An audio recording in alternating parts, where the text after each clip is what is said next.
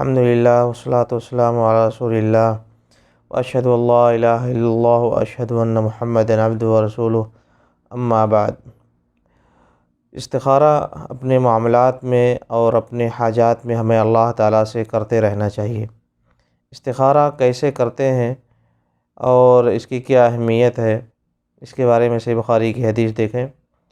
جابر رضی اللہ عنہ کہتے ہیں کان رسول اللہ صلی اللہ علیہ وسلم يعلمنا الاستخارة في الأمور كلها كما يعلمنا السورة من القرآن، يقول إذا هم أحدكم بالأمر فليركع ركعتين ثم ليقل اللهم إني أستخيرك بعلمك وأستقدرك بقدرتك وأسألك من فضلك العظيم فإنك تعلم ولا أعلم وتقدر ولا أقدر وأنت علام الغيوب اللهم إن كنت تعلم أن هذا الأمر خير لي في ديني ومعاشي وعاقبة أمري فاقدره لي ويسره لي وإن كنت تعلم أن هذا الأمر شر لي في ديني ومعاشي وعاقبة أمري فاصرفه عني واصرفني عنه واقدر لي الخير حيث كان ثم ردني به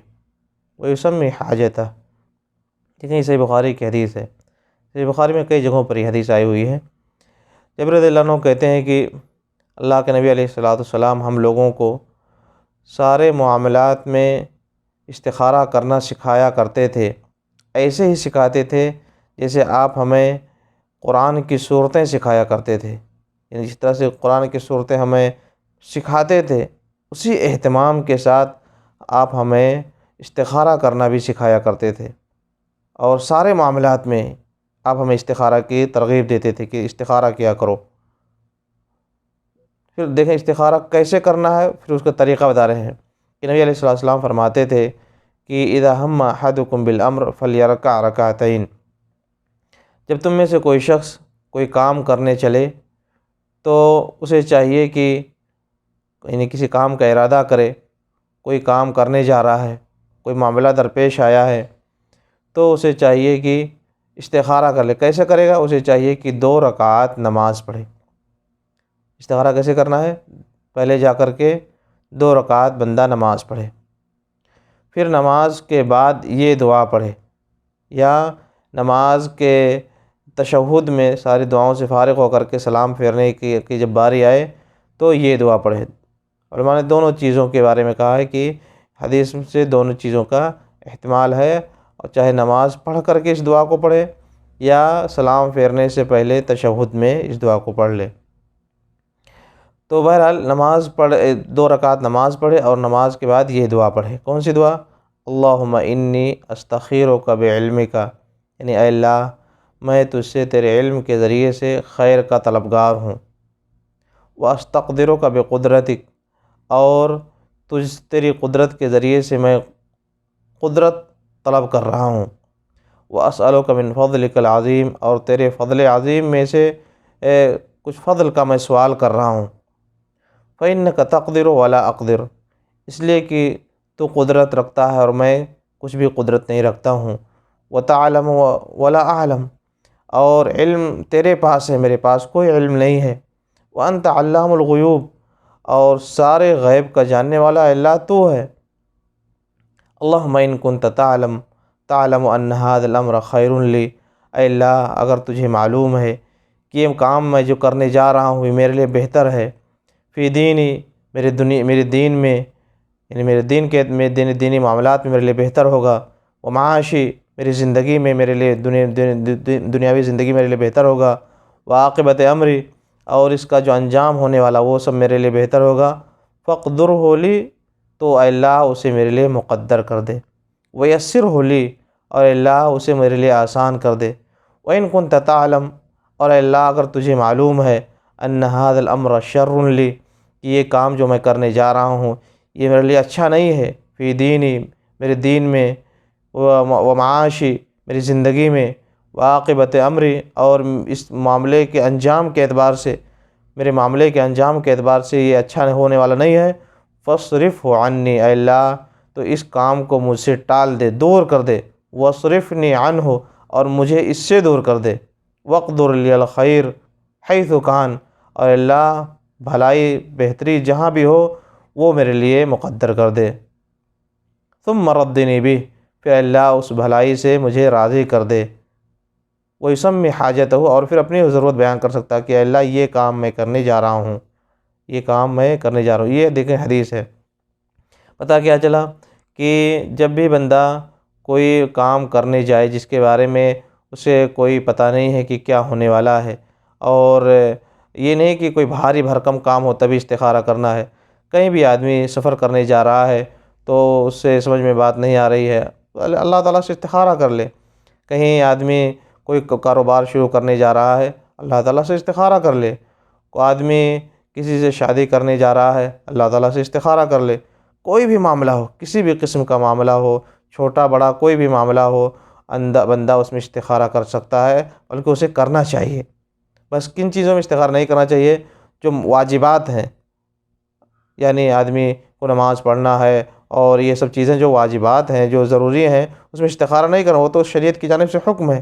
یا جو حرام چیزیں ہیں جن سے ہمیں رکنا ضروری ہے، گناہ کی جو چیزیں جن سے ہمیں رکنا ضروری ہے، اس میں استخارہ نہیں کرنا، اس سے تو ہمیں رکنا ہی رکنا ہے۔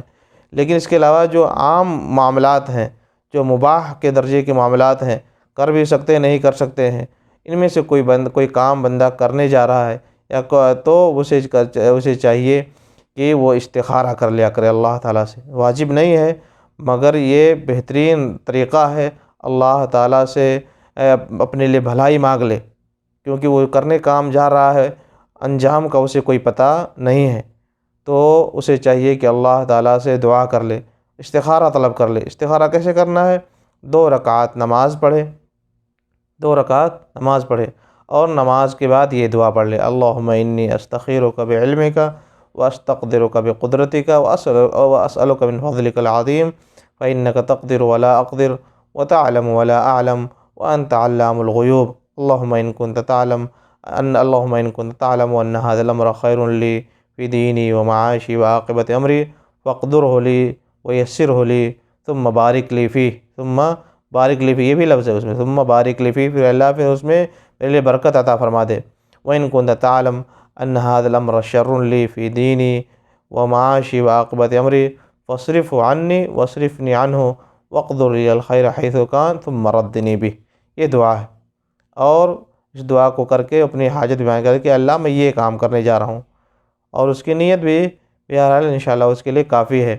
اور چاہے آدمی منہ زبانی اس دعا کو پڑھے، چاہے دیکھ کر کے پڑھے، اور اگر کسی کو یہ دعا نہ یاد ہو تو اس کا مطلب یہ نہیں کہ وہ استخارہ نہیں کرے گا، اسے بھی استخارہ کرنا چاہیے۔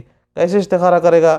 2 رکعت نماز پڑھے اور یہیں اللہ تعالیٰ سے دعا کر لے، یوں ہی اللہ تعالیٰ سے دعا کر لے کہ اے اللہ میں تجھ سے خیر کا طلبگار ہوں، اور تو ہی علم رکھنے والا ہے، مجھے علم نہیں ہے، میں یہ کام کرنے جا رہا ہوں، اور اگر اس میں میرے لیے بہتری ہے تو مجھے اس کی توفیق دے دے، اور اے اللہ اگر اس میں میرے لیے بہتری نہیں ہے تو مجھے اسے روک دے۔ اور اس طرح سے وہ دعا کرے۔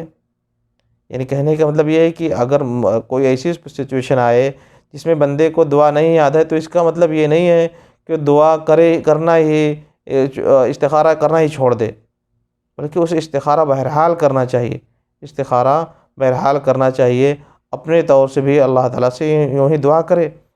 استخارہ کا مطلب ہوتا ہے اللہ تعالیٰ سے خیر کا طلب کرنا، خیر کو طلب کرنا، خیر کی طلبگاری۔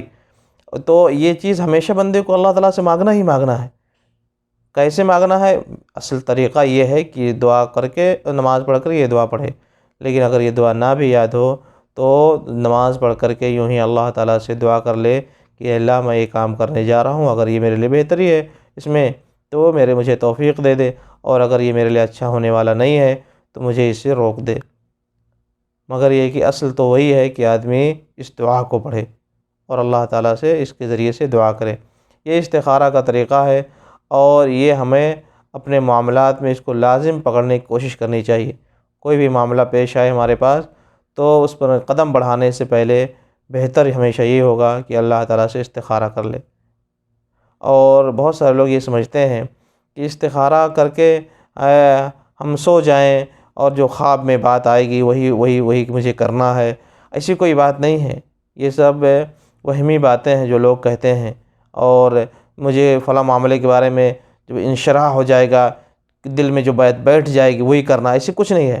ہم نے جب استخارہ کر لیا، اب جس کام کو بھی ہم کریں گے، جس کو بھی ہم چاہیں اس کی جانب قدم بڑھا دیں، جو سمجھ میں بات آ رہی ہے اس کی جانب ہم قدم بڑھا دیں، بہرحال انشاءاللہ وہی بہتر ہوگا۔ شیخ الاسلام ابن تیمیہ وغیرہ نے تو اسی بات کو لکھا ہے کہ اب دیکھے گا کہ جو کام سامنے اس کے لیے میسر ہو گیا، آسان ہو گیا، اس نے کر لیا، تو گویا اللہ تعالی نے اس کے لیے اسی چیز کو چنا ہے اور اس کے لیے اسی چیز کو پسند فرمایا ہے۔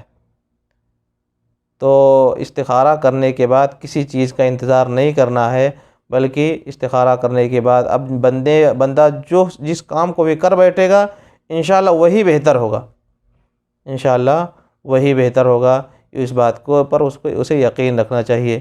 اور دوسری بہت ساری چیزیں جو خرافات پھیلی ہوئی ہیں کہ اسے سو جانا چاہیے، خواب آئے گا، انشراح صدر ہوگا اور دل میں بات بیٹھ جائے گی اور ایسا کچھ ہوگا، ایسی کوئی بات نہیں ہے، ایسے کہیں کسی طور سے ثابت نہیں ہے۔ بلکہ آدمی نے استخارہ کر لیا، اس نے اللہ تعالیٰ سے دعا کر لیا ہے، اب جو بھی کام کرے گا انشاءاللہ اس میں اس کے لیے بہتری ہوگی۔ اللہ تعالیٰ ہم تمام لوگوں کو اس پر عمل کرنے کی توفیق عنایت فرمائے، آمین۔ وصلی اللہ وسلم علی نبینا محمد۔